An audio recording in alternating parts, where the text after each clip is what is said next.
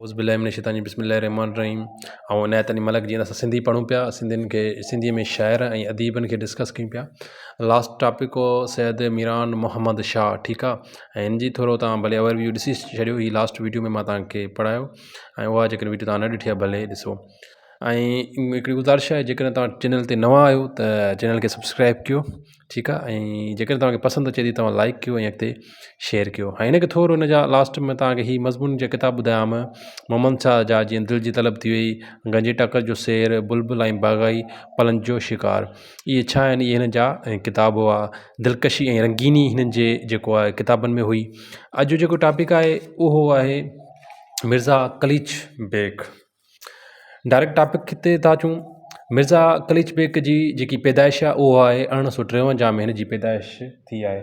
जीअं लास्ट मोहम्मद शाह जी 1898 में पैदाइश थी ऐं हिन जी कहिड़ी आहे पैदाइश 1883 में 53 में, ठीकु आहे।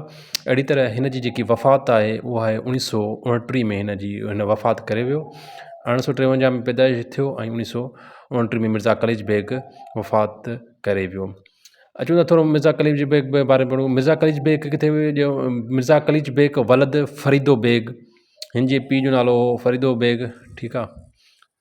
मिर्ज़ा कलीच बेग वलद फ़रीदो बेग 1853 ते टंडो ठोड़े हैदराबाद सिंध में ॼाओ। हीउ किथे ॼाओ? हिन जो टंडे ठोड़े हैदराबाद सिंध में ॼाओ, ठीकु आहे। ऐं हिन जेके असल में जेके वॾा हुआ उहे गर्जिस्तान जा हुआ, रूस जंहिंखे चयो वेंदो आहे अॼुकल्ह। इहो उन जा जेके वॾा हुआ उहो तव्हां गर्जिस्तान रूस जा हुआ, ठीकु आहे। इहो सुवालु अची सघे थो त हिन जा वॾा जेके आहिनि किथां जा हुआ? गर्जिस्तान रूस जा हिन जा वॾा हुआ। अचूं त थोरो हिन जी तइलीम जे बारे में पढ़ूं त हिन तइलीम किथां हासिलु कई? हिन जेकी तइलीम प्राइमरी तइलीम जेकी हासिलु कई training college for man Hyderabad मां ई वरितई, जिथे ई ॼाओ, ठीकु आहे। टंडो ठोड़े ऐं हैदराबाद में ॼाओ। हिन जी तइलीम ई उतां ई आहे, प्राइमरी फॉर मैन। तक़रीबन जेके बि शाइर या अदीब आहिनि त उन्हनि जी जेकी बि जिथां जी पैदाइश आहे प्राइमरी तइलीम उतां जी आहे, ठीकु आहे। अहिड़ी तरह ही अंग्रेज़ी नौदिला अकेडमी आहे हिकिड़ी हैदराबाद में, इन मां हासिलु कई, ठीकु आहे, जेकी हैदराबाद सिंध में ई आहे। ऐं उनखां पोइ हिन मैट्रिक जेको आहे न मुंबई पढ़णु वियो। हिन जेकी मैट्रिक आहे इहा मुंबई मां पढ़णु वियो। हिन जा जेके किताब आहिनि मेन ते अचूं था त हिन जा टोटल जेको आहे न हिन पंहिंजी 76 साल जी ॼमार में 461 किताब लिखिया आहिनि। मिर्ज़ा कलीच बेग टोटल 461 किताब लिखिया आहिनि। हीअ तमामु इम्पोर्टेंट आहे। मिर्ज़ा कलीच बेग जा टोटल हींअर ताईं 461 किताब हिन लिखिया आहिनि पंहिंजी 76 साल जी ॼमार में। तव्हांखे ईअं केरु पुछी सघे थो, क्वेश्चन अची सघे थो त 76 सालनि जी ॼमार में हिन टोटल उहो केरु आहे जंहिं 76 जी ॼमार में टोटल 461 किताब लिखिया? त उहो मिर्ज़ा कलीच बेग आहे। या सवाल खे उल्टो करे सघनि था त मिर्ज़ा कलीच बेग जेको आहे टोटल केतिरा किताब लिखिया? त उन 461 किताब लिखिया। ऐं जेके हिन जे किताबनि में छा हो? नाटक, ड्रामा, लतीफ़ियात, नाविल, आतम कहाणियूं, शाइरियूं। हिन जी किताब में नाटक बि हुआ, ड्रामा बि हुआ, लतीफ़ात बि हुआ, नाविल बि हुआ, आतम कहाणी बि हुई ऐं शाइरी बि हुई। हिन जे किताबनि में ॿोली कहिड़ी हुई? सिंधी, अंग्रेज़ी, फ़ारसी, उर्दू ऐं बलोची ऐं ॿियूं बि ॿोलियूं जेके आहिनि में हिन किताब लिखिया, ठीकु आहे। हाणे जिन में तिब्बे ज़ाद ऐं तर्जुमा अची वञनि था। जिन में जेकॾहिं तव्हांखे सवाल अची वञे त तिब्बे ज़ाद ऐं तर्जुमा कंहिंजी में आहिनि त उहे मिर्ज़ा कलीच बेग में आहिनि।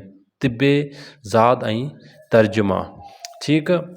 हाणे थोरो अञा थोरो मिर्ज़ा कलीच बेग खे शमसुल उलमा जो जेको अंग्रेज़ी राज में एज़ाज़ मिलियो। इहो मुंहिंजे ख़्याल में सवाल SSC जो आई चुको आहे त शमसुल उलमा कंहिंखे चइबो आहे? शमसुल उलमा त इहो कंहिंखे चइबो आहे? त शमसुल उलमा हिन खे ई मिलियो टाइटल जेको अंग्रेज़नि जे दौर में हिन खे ॾिनो वियो, ठीकु आहे। ऐं मिर्ज़ा कलीच बेग जी जेकी वफ़ात आहे 1929 में हिन जी जेकी आहे वफ़ात थी आहे। ऐं जेको आहे मिर्ज़ा जेको आख़िरी जेकी आरामगाह आहे मिर्ज़ा जी जेकी आख़िरी आहे उहा किथे आहे? बुलंद शाह मक़ाम टंडे ठोड़े हैदराबाद में ई आहे। जेकी हिन जी आरामगाह आख़िरी आहे उहा मज़ार किथे अथसि? बुलंद शाह मक़ाम टंडे ठोड़े में आहे। अच्छा, थोरो हिकिड़ो माना तव्हांखे किताब ॿुधाए छॾिया हिन जा जेके आहिनि। अहवाल शाह लतीफ़ भिटाई जो हिकिड़ो हिन खे किताबु आहे, अहवाल शाह लतीफ़। इहो कंहिंजो लिखियलु आहे? इहो मिर्ज़ा कलीच बेग जो लिखियलु आहे, अहवाल शाह लतीफ़। इहो कंहिंजो आहे? इहो बि मिर्ज़ा कलीच बेग जो आहे। ऐं इन खां अलावा ॿियो वरी हिकिड़ी आतम कहाणी आहे हिन जी, आतम कहाणी आहे, आतम कहाणी कहिड़ी आहे, साओ पन या कारो पनु, साओ पन या कारो पनु। ही बि मिर्ज़ा कलेज बेग जी आहे।